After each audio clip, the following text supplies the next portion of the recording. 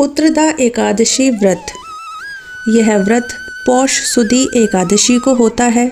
इस दिन चक्रधारी भगवान विष्णु की पूजा करें, भगवान को स्नान करा आसन पर बैठाएं, अच्छे अच्छे वस्त्रों से सजाएं, फिर धूप दीप फूल चंदन आदि से पूजा करें, भोग लगाएं और आरती उतारें। इसके बाद ब्राह्मणों को भोजन कराएं और दान देकर उन्हें विदा करें। इस प्रकार जो व्रत रखते हैं उनको मोक्ष प्राप्त होता है और जो निसंतान होते हैं उन्हें संतान की प्राप्ति होती है। पुत्रदा एकादशी की कहानी। एक समय की बात है कि भद्रावती नगरी में सुकेतुमान राजा राज्य करते थे। उनकी स्त्री का नाम शैव्या था। वे दोनों बहुत धर्मात्मा और दानी थे।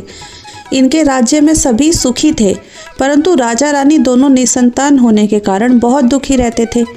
इस दुख से वे दोनों राज्य को मंत्रियों को सौंपकर वन को चल दिए। वन में जाकर उन्होंने अपने प्राण त्यागने चाहे, लेकिन उन्हें तुरंत ही याद आया कि वे आत्महत्या कर रहे हैं। आत्महत्या के बराबर कोई पाप नहीं है। यह सोचते सोचते वे दोनों आगे गए। वहाँ उन्होंने देखा कि यहाँ मुनियों का आश्रम है और एक तालाब भी बना हुआ है। राजा और रानी वहाँ पहुँचे और जाकर मुनियों को प्रणाम किया और वहीं बैठ गए।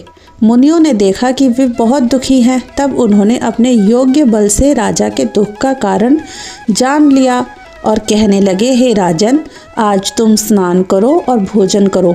कल पुत्रदा नाम की एकादशी है, अतः तुम कल व्रत रखना और भगवान विष्णु की पूजा करना। इससे तुम्हें एक योग्य पुत्र प्राप्त होगा जो दशों दिशाओं की कीर्ति फैलाएगा।